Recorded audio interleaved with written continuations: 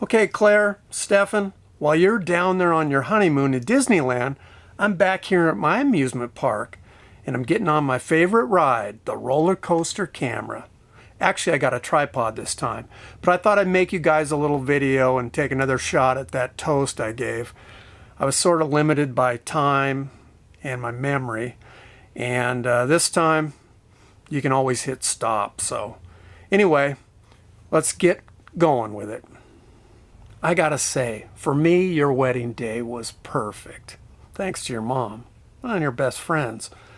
Lynette with the flowers, Ellen at the altar. I guess you two had something to do with it also. Anyway, a sip to y'all.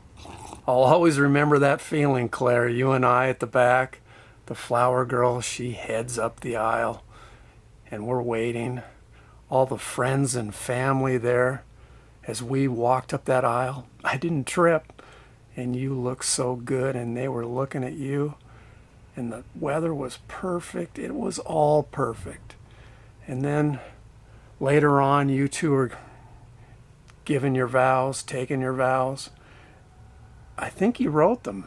Not bad. But I don't totally remember it because my mind was wandering somewhere else, I gotta say.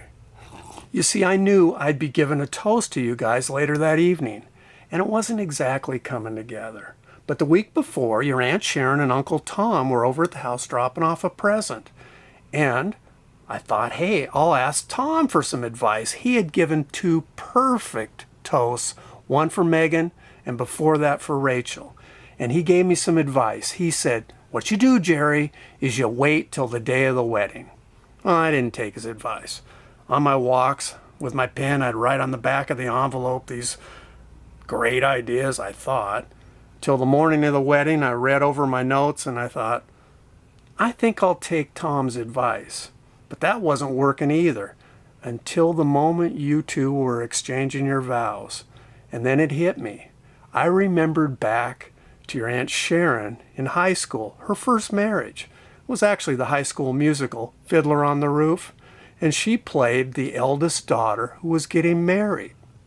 Now, her dad in this musical started singing this song as he was watching them. It went like this. Is this the little girl I carried? Well, that's what I was thinking, because you were that little girl I carried, and I loved doing that so much. It all started pretty much back when, before you could talk, you were a little bit of a fussy baby, and your mom was home with you all day long, and I worked all day and half the night, and I wasn't around much. And it was the weekend. Your mom was pretty tired. You'd worn her down pretty good. And I would take you Sunday mornings, and we would listen to, and this probably explains why there was all that Beatles music you picked for the wedding. I think it was this. See, we would listen to Breakfast with the Beatles. It was a 2 or 3 hour show. And you'd be crying during the commercials. And then when that Beatles music would come on, you'd calm right down. And we'd wander around that house. I'd carry you. And I loved doing that so much. But then you learn to walk. Then run. I didn't really have an excuse to carry you anymore. That was until you started preschool. So for 2 more years I had this excuse. Because, you know, across the street there were horses and barbed wire. And we would walk to preschool. There was no sidewalk. So I would carry you. And I had a plan. I could see the traffic coming towards us. So if a car swerved at us, you know, maybe they're on the cell phone, I was just going to chuck you over the fence carefully. And you'd be okay. Never came to that. But anyway, that was my plan. But I don't know if you remember this, Claire. Actually, you do, because when I looked over at you during the reception when I was giving this toast, I remember saying, you remember that song I used to sing you while I was walking you to preschool? And you shook your head like, nah, don't do it, Dad. Well, I did it, and I'm going to do it again. It went like this. Here we go to school today, it's going to be so fun. Here we go to school today, you're not the only one.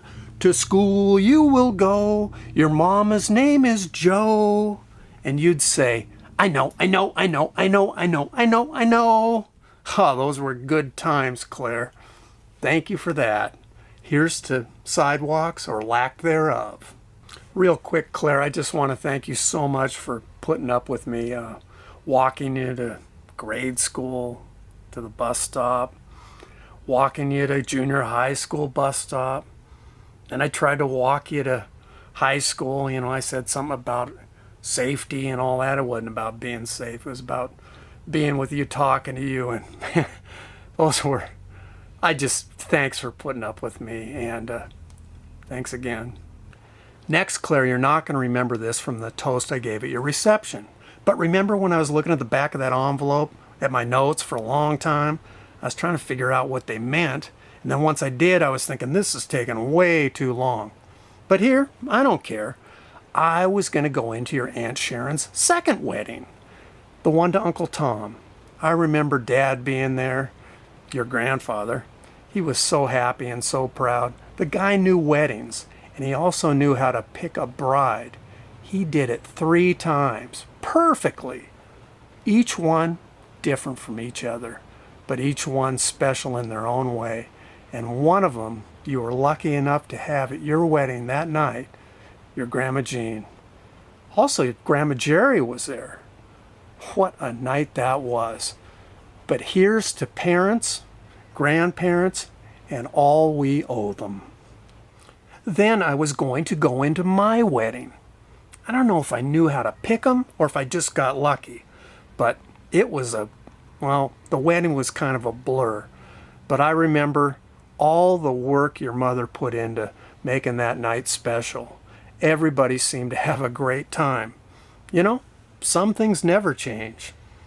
Here's to your mom, Mama Joe. I also went into one more memory of your childhood.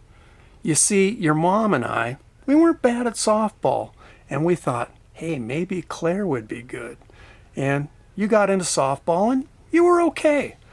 But there was this time when a lot of your teammates, and then you, would go up there and think, hey, maybe if I take the pitch, I can get a walk. I didn't like that. If you got the walk, I would have been okay with it. But you went down looking. You stood there and struck out and walked back to the bench like all the other girls, and you guys didn't really care. It bugged me. So that's why I got you out there for batting practice. I wanted you to swing away, but I wanted you to have a shot at hitting the ball. So we practiced, and it was pretty fun, and I'm glad I have those memories. Out there with the sheep, knocking that ball around. You got pretty good, and you never complained.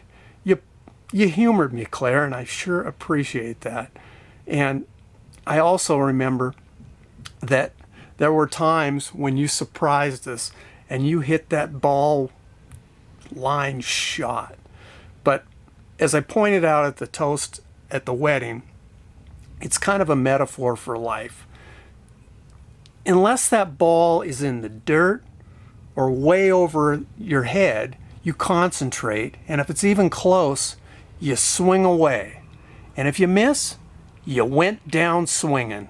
And that's paid off for me my whole life. I've swung, I've tried my best, and I struck out more than I care to mention. But life's good when you live it that way. Give it your best. Here's to it. I think I wrapped it up, finally, back on that song. Sunrise, sunset, swiftly fly the years. Boy, that is so true. So you too, every now and then, stop, slow down, and appreciate a sunrise or a sunset. And remember, the clouds sometimes will clear just in time. But I do remember that dad, like me, watching his eldest daughter get married. I watched my eldest and my youngest at the same time. And it was happy and sad at the same time. And he was happy and sad. And the reason is, and I get it now, he was sad to see another phase of his daughter's life go by. And now all he has is the memories. He can't relive it in 3D, not for real anymore. He can just remember, but they're good memories. But he was happy. He was so happy because his daughter that he loved so much found somebody that she loved so much. And the dad really, really liked this guy, and no doubt grew to love him.